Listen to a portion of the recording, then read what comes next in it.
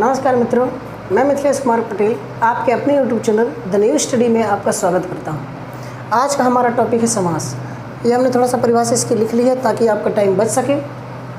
तो देखिए परिभाषा, दो या दो से अधिक शब्दों से मिलकर बने हुए सार्थक शब्द को समास कहते हैं। कौन से शब्दों को? सार्थक शब्द को। ऐसे सभी शब्द को नहीं कहते हम, सार्थक जिसका कोई अर्थ निकलता हो, निरर्थक ना हो, जिसका कोई अर्थ हो उसे कहते हैं सार्थक। ठीक है।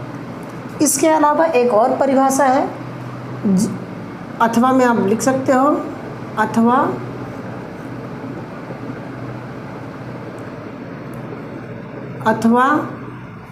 दो या दो से अधिक शब्दों के बीच लगे हुए कारक चिन्हों, प्रत्ययों और संयोजक शब्दों को हटाने की विधि समास कहलाती है। ठीक, दो या दो से अधिक शब्दों के बीच लगे हुए कारक चिन्हों, प्रत्ययों और संयोजक शब्दों को हटाने की विधि समास कहलाती है। अब संयोजक शब्द हमारे क्या क्या हैं ये देखिए, और, तथा, एवं, वा, यद्यपि, तथापि, लेकिन, किंतु, परंतु, फिर भी आदि। ये है हमारे संयोजक शब्द। ठीक। अब आता है प्रकार, समास के प्रकार। समास के 6 प्रकार होते हैं, है ना।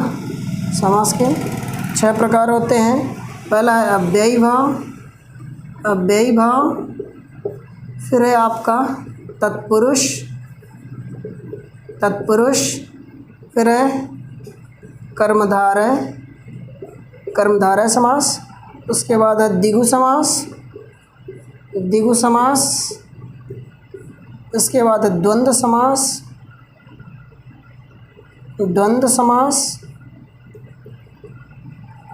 इसके बाद है आपका बहुब्रीहि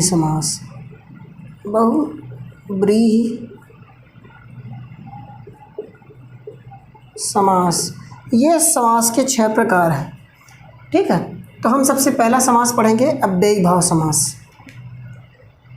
आप जल्दी से जल्दी इसका स्क्रीनशॉट ले लीजिए ताकि फिर हम इसको हटा दें।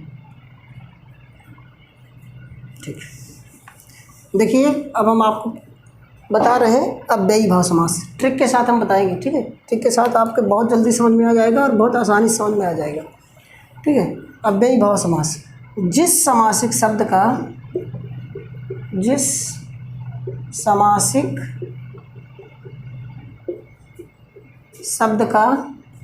प्रथम पद अव्यय और वही पद प्रधान होता है उसे अव्ययी भाव समास कहते हैं। अव्ययी भाव समास कहते हैं जिस समासिक शब्द का प्रथम पद अव्यय, देखिए इसको थोड़ा सा गौर करिए, अव्यय और वही पद प्रधान होता है। प्रधान यानी मुख्य, जो अव्यय होगा वही प्रधान होता है, उसे कहते हैं अव्ययी। अब देखिए अव्यय क्या कहलाता है। अव्यय को हम डिफाइन कर रहे हैं आपको, जिन शब्दों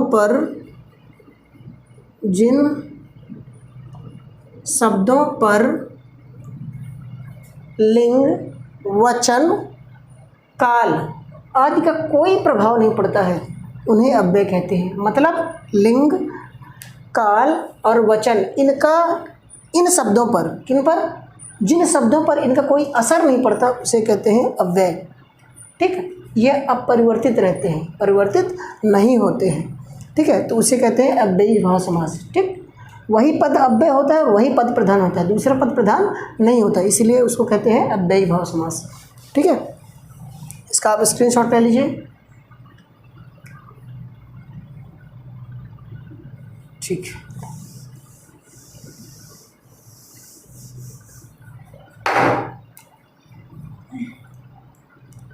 ट्रिक, देखिए ट्रिक क्या है।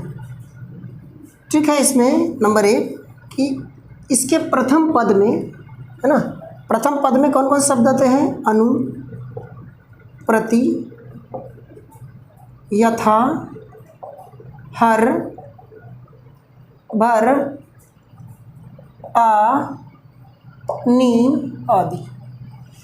यदि प्रथम पद में आपको इस तरह के शब्द दिखे तो आप समझ जाइएगा कि ये हमारा अव्ययी भाव समास है। दूसरी ट्रिक क्या है? दूसरी ट्रिक ये है कि प्रथम पद जो होता है हमारा वो छोटा होता है। प्रथम पद छोटा होता है और द्वितीय पद बड़ा। दूसरा पद जो होता है हमारा वो क्या होता है? कैसा होता है? बड़ा होता है। प्रथम पद छोटा, दूसरा पद बड़ा होता है। ठीक है। तीसरी ट्रिक क्या हो जाएगी कि प्रथम पद अव्यय होता है ना, अव्यय। जैसे देखिए, जैसे हमने कहा यथाशक्ति, यथाशक्ति, इसका विग्रह क्या हो जाएगा? इसका विग्रह हो जाएगा आपका शक्ति के अनुसार, शक्ति के अनुसार, शक्ति के अनुसार। हमने कहा भर पेट, भर पेट का विग्रह क्या होगा? पेट भरकर। ठीक है, भर पेट का विग्रह क्या हो जाएगा? पेट भरकर। हमने फिर क्या लिखा? प्रतिदिन, प्रतिदिन,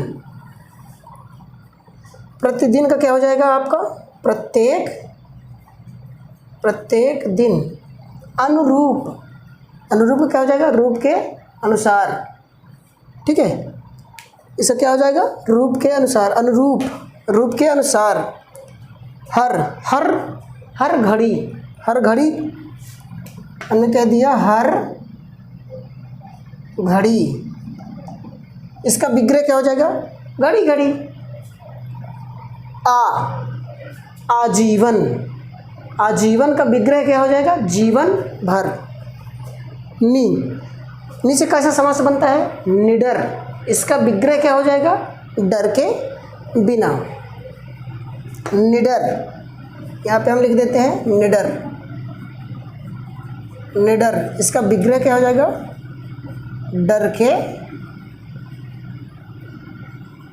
के बिना, डर के बिना। तो इस तरह से हमारा अव्ययी भाव समास पूरा होता है। एक और इसमें ट्रिक आ सकती है। कौन सी ट्रिक हो सकती है? देख लीजिए आप वो, मैं इसको इरेज कर देता हूँ, आप इसका स्क्रीनशॉट ले लीजिएगा इसके एग्जाम्पल का, ट्रिक का, ताकि हम एक और ट्रिक बता सकें आपको।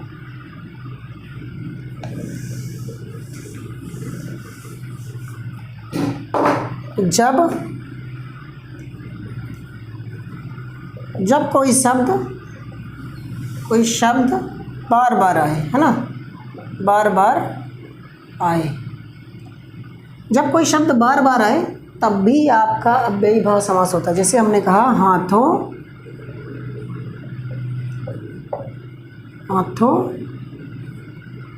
हाथ, इसका अर्थ, इसका विग्रह क्या हो जाएगा? एक हाथ से दूसरे हाथ। ठीक है। दिनों दिन, इसका क्या हो जाएगा विग्रह? प्रत्येक दिन। ठीक है, प्रत्येक दिन। इस वीडियो में इतना ही। देखिए ये आ रहा है ना, देखिए दिनों दिन, प्रत्येक दिन, हाथों हाथ, ये शब्द बार बार आ रहे हैं। ठीक है, इस वीडियो में इतना ही। इसके अगले प्रकार को, यानी तत्पुरुष समास को हम अगले वीडियो में लेके आएंगे। तो जो हमारे चैनल में नए हैं उनसे हम चाहते हैं कि वो हमारे चैनल को सब्सक्राइब करें और ज़्यादा से ज़्यादा लाइक और शेयर करें, ताकि हमको सपोर्ट मिलता रहे। Thank you.